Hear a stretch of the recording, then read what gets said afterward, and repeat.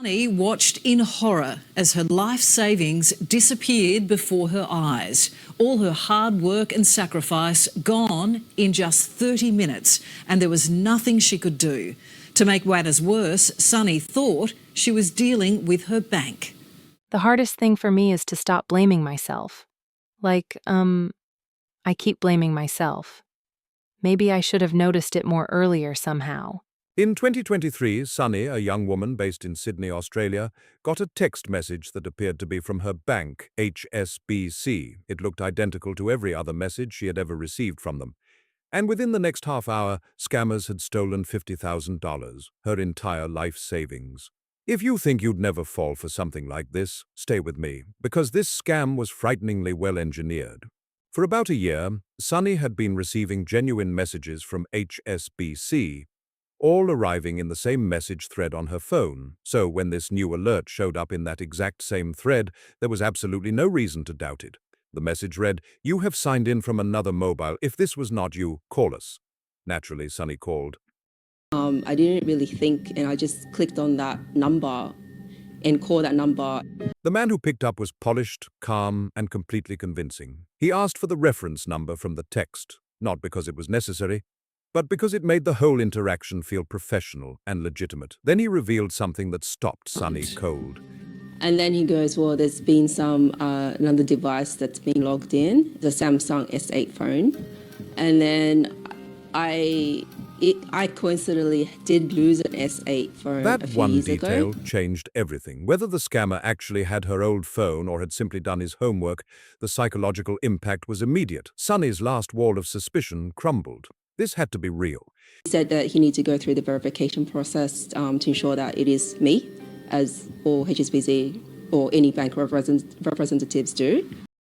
Name, address, date of birth. Sunny had been through this exact verification routine with her real bank before. Nothing felt out of place. Then came the final piece of the trap. The scammer asked her to open her HSBC app and generate a one-time passcode, claiming it was needed for security purposes. Let's pause here, because this is the most important part of the whole story. A one-time passcode, or OTP, is your account's last line of defense. Even if a criminal has your username and password, that 6-digit code is the one thing blocking them from getting in. The scammer already had Sunny's login credentials. We don't know exactly how, but without that OTP, he was locked out. So he did the simplest thing possible. He asked Sunny to give it to him. I gave that number to him, and then I received a text message saying a device has been removed from my account, which is from the HSBC number again. Sunny exhaled. It seemed like the threat had been handled, but the device that was removed wasn't some unknown hacker's phone. It was Sunny's own. She had just unknowingly handed a criminal full access to her bank account. While she waited patiently on hold, the scammer was moving fast. There's been some unusual activities, and he put me on hold quite a while. During that silence, every dollar in Sunny's account was being transferred out. When the scammer finally returned, he pushed further, claiming her CoinSpot crypto account had also been compromised and that he needed those details too. But CoinSpot had nothing to do with HSBC. They were completely separate companies, and that's when Sunny's instincts finally kicked in. She hung up and immediately called HSBC using their real number. She asked them to freeze her account at once, but the money was already gone. It was basically my whole savings, like 49,900, 50,000. So, how was this pulled off so cleanly? The scammer spoofed HSBC's official phone number, making his fake text message appear inside Sunny's real message thread. He already had her personal details and login credentials before the scam even began. All he needed was one moment of trust and one passcode. I was aware not to click on links and emails or attachments and things like that. I'm usually on guard. But because I think the text message came from the HSBC number, I let my guard down. Two mistakes made this possible. First, she called the number inside the text message.